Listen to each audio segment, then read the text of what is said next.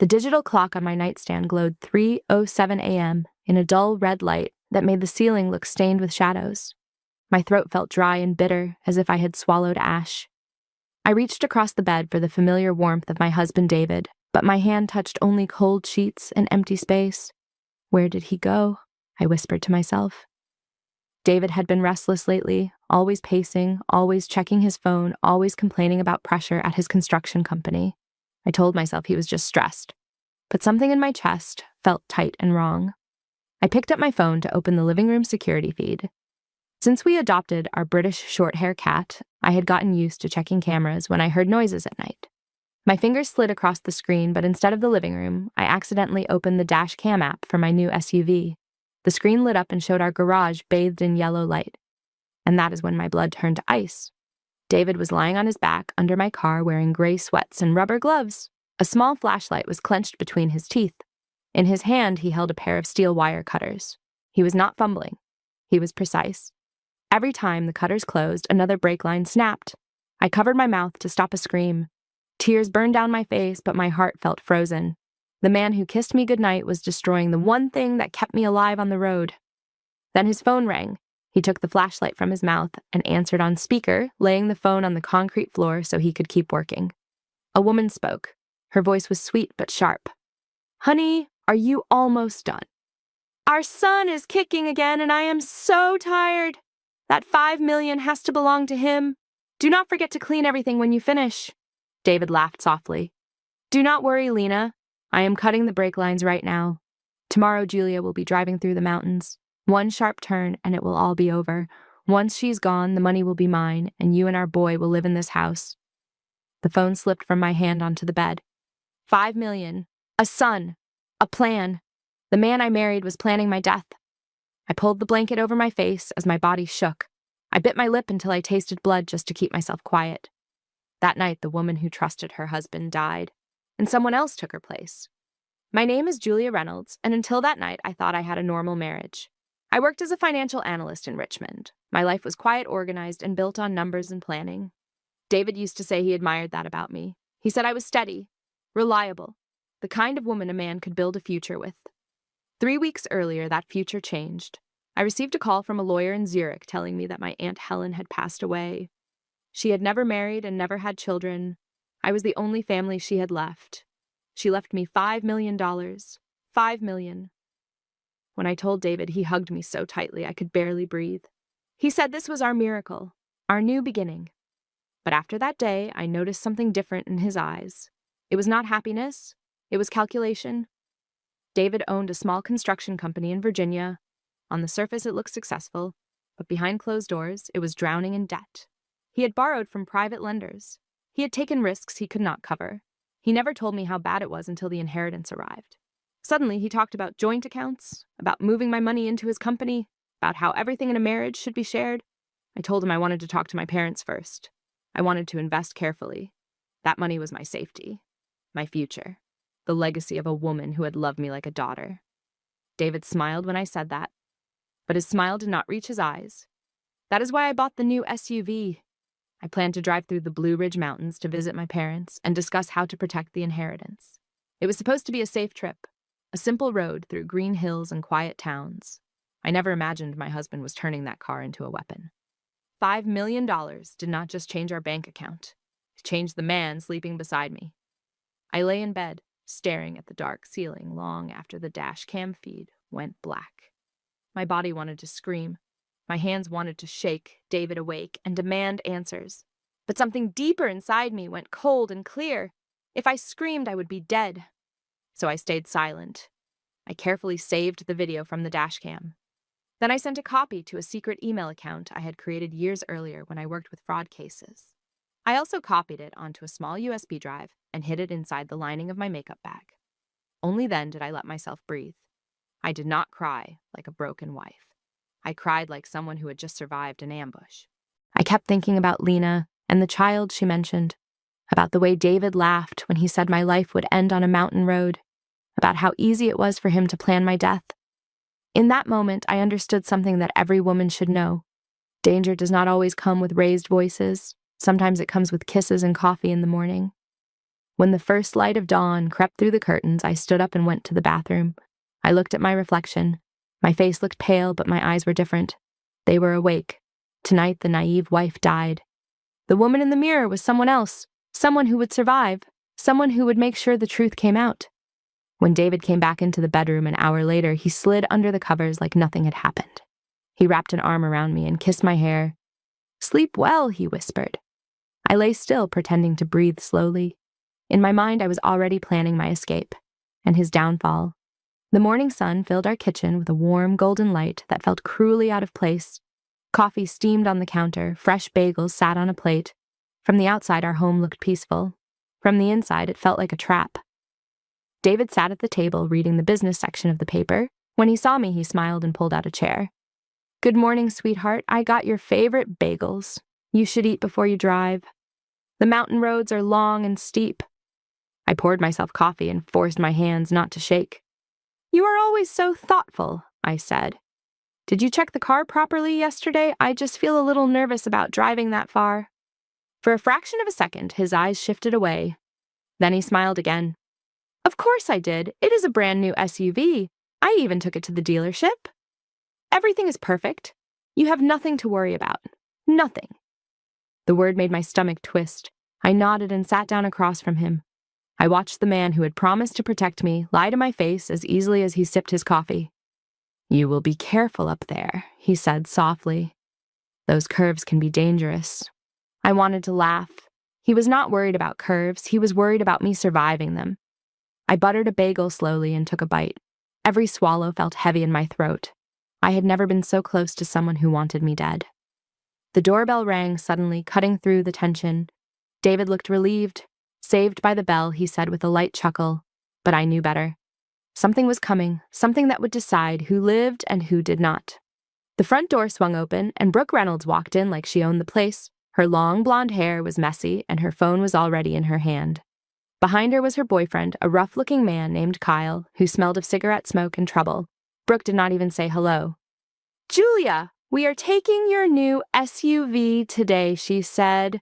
"My car is in the shop, and Kyle promised his friends a mountain trip. We cannot show up in something old and embarrassing." Before I could answer, Margaret Reynolds came out of the kitchen, wiping her hands on a towel. "Oh, let her take it, Julia," she said. "You are rich now. A car sitting in the garage will just go bad. Let Brooke enjoy it." David froze. I saw sweat form at his hairline. He knew that car was no longer just a car. It was a coffin on wheels. But he could not stop them. If he did, he would have to explain why. I pretended to hesitate. "But I was going to drive that car to see my parents today," I said. "It was just serviced." "I am not sure it is ready for a long trip yet." Brooke slammed her hand on the table. "Do not be cheap, Julia. Just because you got some inheritance, you think you are better than us now." Margaret turned on me. "Why are you being so difficult? She is your sister-in-law. Let her use the car." All eyes turned to David. "Say something," Margaret snapped. "Are you afraid of your wife?" David swallowed. For a moment I thought he might stop it, but pride won. He sighed and looked at me. "Just let her take it, Julia. It is just a car. Just a car." I slowly reached into my purse and took out the keys. I placed them on the marble counter. The sound of metal against stone was sharp and final. "Fine," I said quietly. "Just be careful, Brooke. That car has a lot of power." Brooke grabbed the keys with a grin. "Now that is more like it," she said. David reached out too late. Brooke and Kyle were already heading for the door. I watched them go, knowing exactly what those keys meant. They did not unlock a luxury vehicle. They unlocked the gates of hell. The roar of the SUV faded down the driveway and left behind a silence that felt thick and heavy. It was the kind of silence that presses against your ears and makes every breath sound too loud. I sat on the sofa and picked up an apple from the bowl on the table. Slowly, I began to peel it in one long, thin strip. My hands were steady, even though my heart was not. David could not sit still. He paced from the window to the door and back again. He checked his phone, then the clock, then his phone again. Sweat darkened the collar of his shirt. "You look nervous," I said softly. "Brooke is a good driver. That car is full of safety features." He jumped. "I am just worried," he said quickly. "Those mountain roads are dangerous and she likes to speed." I watched him closely. He was not afraid for his sister. He was afraid the brakes would not fail when he needed them to. The clock ticked loudly on the wall. Each second felt like a slow drumbeat. 1 hour passed, then 2. The house felt like a waiting room for something terrible. David picked up his phone and put it down again, over and over. His hands shook. He was waiting for a call. And so was I. The phone finally rang. The sound was so loud in the quiet room that David flinched like he had been struck. He stared at the screen for a moment. An unknown number. His hand trembled as he answered. "Hello," he said. I watched his face as he listened. The color drained from his skin. His mouth opened, but no words came out. Then the phone slipped from his hand and hit the floor. "No, no," he whispered. "That cannot be right." He collapsed to his knees as if his bones had suddenly turned to water. Tears poured down his face. Margaret rushed in from the hallway. "David, what happened?" she cried. He could not speak. I leaned down and picked up the phone. The voice on the other end was calm and professional. "State Highway Patrol, Mom. There has been a serious accident involving a white SUV registered to your household. The vehicle experienced total brake failure while descending a mountain road. It went off the side of a ravine. The 2 people inside did not survive." Margaret screamed and fainted. David made a broken animal sound. I knelt beside him and whispered so only he could hear. "Was it supposed to be me, David?" His eyes snapped up to mine. In them I saw terror, like I had never seen before. "You know," he whispered. I stood up slowly. The truth was out. The plan had worked, just not the way he wanted. The county morgue was cold in a way that made my bones ache. The smell of disinfectant burned my nose as 2 metal tables stood under harsh white lights. White sheets covered what remained of Brooke and her boyfriend. David stood beside me, shaking so badly he could barely stay upright. His eyes were wide and hollow, as if he were looking into a nightmare he could not wake from. The medical examiner pulled back the first sheet. The body was burned and broken, but a small gold necklace with a clover charm still rested against blackened skin. "That is Brooke," David whispered. "I gave her that necklace last year." He fell to his knees and sobbed. I did not move. The examiner nodded and reached for a bag of personal items recovered from the wreck. He placed it on the table and opened it. Inside was a scorched designer purse, melted makeup, a cracked phone, and a folded piece of paper. The examiner handed it to Margaret, who had just been helped into the room. It was an ultrasound image. 8 weeks. Pregnant. Margaret stared at the picture and let out a scream so raw it cut through the air. "My baby? My grandchild?" She collapsed to the floor. David looked like he was going to vomit. 2 lives gone, because he wanted money and a son. I stood there feeling nothing but a cold, heavy calm. This was only the beginning. The police station smelled of old coffee and paper. David sat beside me at a metal table, his hands shaking in his lap. A senior investigator leaned forward with a calm but sharp gaze. "Mrs. Reynolds," he said, "why was your sister-in-law driving your vehicle this morning?" I swallowed and spoke softly. "Brooke came to our house and demanded to borrow the SUV. I did not want to give it to her. I planned to use it myself. But David said I was being selfish. He insisted I give her the keys." The investigator turned to David. "Is that true?" David nodded weakly. "Yes," I continued. "A few days ago, I heard a strange clicking sound from under the car when I parked it in the garage. I wanted David to check it, but he said it was nothing. This morning I tried to mention it, but everything happened so fast," David snapped. "That is not true. You imagined it." The investigator raised an eyebrow. "Mr. Reynolds, why are you so upset?" David wiped sweat from his face. "Because she is confusing things. The car was new. There was nothing wrong with it." I looked down at my hands. I just wish I had insisted. If I had, maybe Brooke would still be alive. The investigator made notes. David did not realize it yet, but the trap was closing around him. That night, I sat alone in the guest room and finally allowed myself to breathe. My phone felt heavy in my hand as I called my father. "Dad," I said, my voice breaking. "David tried to kill me." There was a long silence. Then his voice turned hard. "I am coming." "Not yet," I said. "I need you to do something smarter. Call Mr. Adams, our family lawyer. I want every joint account frozen immediately." After I hung up, I called Mr. Adams myself. I explained everything in a low, steady voice. Within an hour, emergency papers were filed. David could not move a single dollar without being flagged. Then I checked the dashcam files again. 3 copies, One on the USB, one in my email, one in the cloud. Insurance. That video was my shield, and his end. I lay back on the bed, staring at the ceiling. For the first time since 3 a.m, I felt something close to control. Brooke's funeral was held 3 days later in a quiet white chapel outside of town. The air smelled of flowers and incense, and grief hung over the room like heavy fog. People whispered as they walked past the casket. A young woman dead in a new luxury car always made people curious.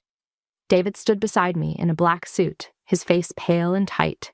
His eyes kept scanning the room, as if he expected someone to shout the truth. Then the doors burst open. Margaret staggered inside, supported by 2 relatives. Her hair was loose, her face streaked with tears. "My daughter," she cried. "My baby." She rushed toward the casket and began beating the wood with her fists. Someone killed her. A new car does not just fail. The room fell silent. I stepped forward. "Mom, please, she needs peace." Margaret turned on me. "You!" she screamed.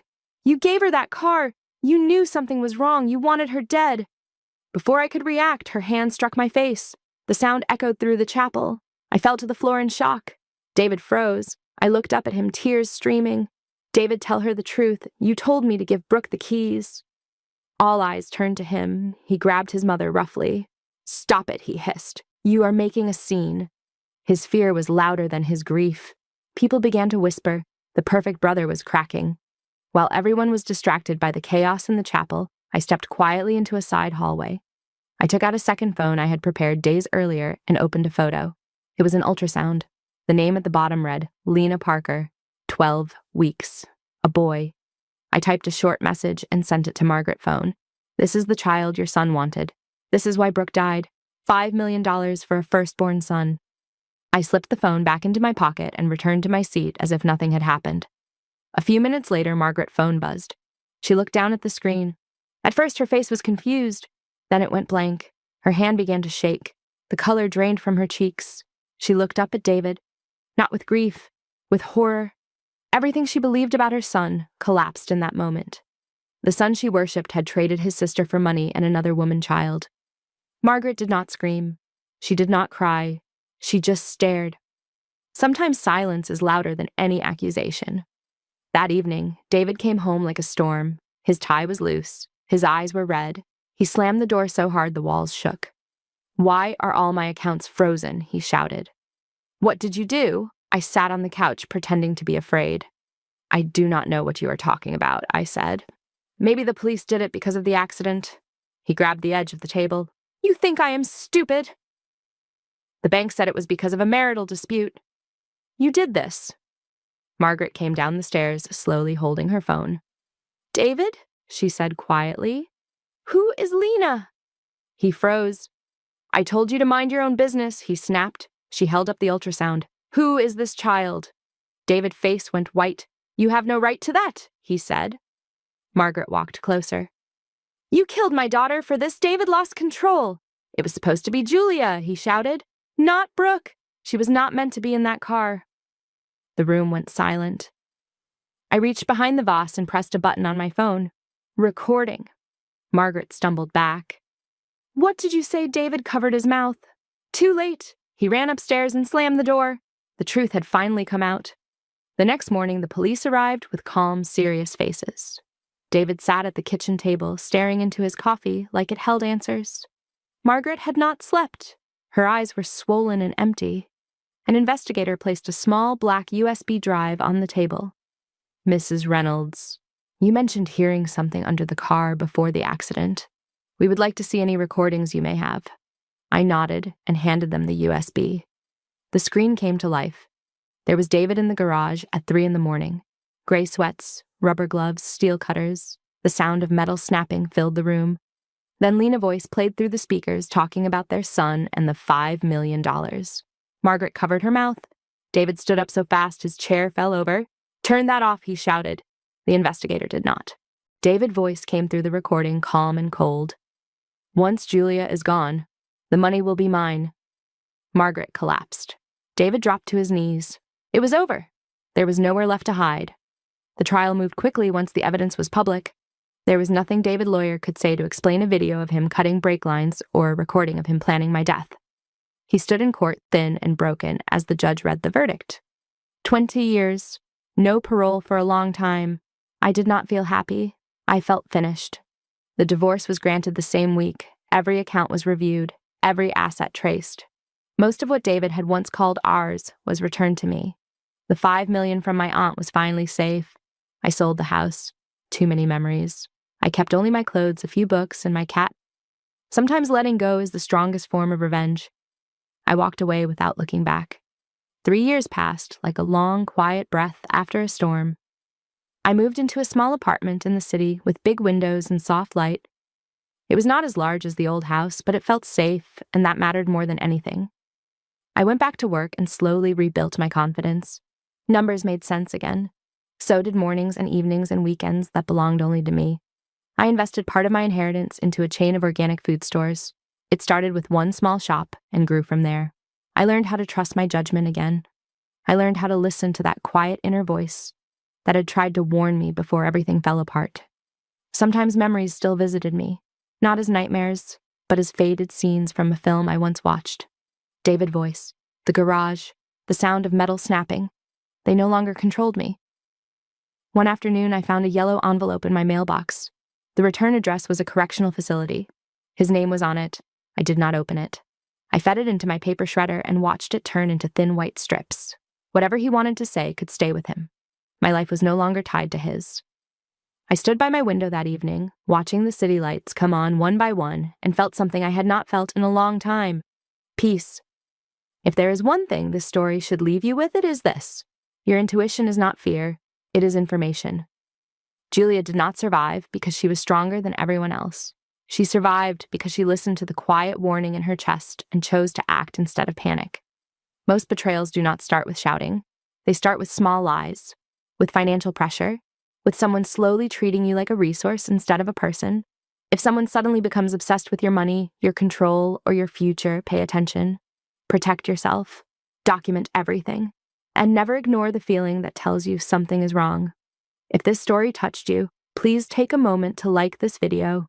It helps this channel reach more people who may need to hear these stories. Share it with someone you care about. And in the comments, tell me where you are watching from and whether you have ever trusted your intuition and been proven right. This is the art of revenge. And sometimes the greatest revenge is simply surviving and taking your life back.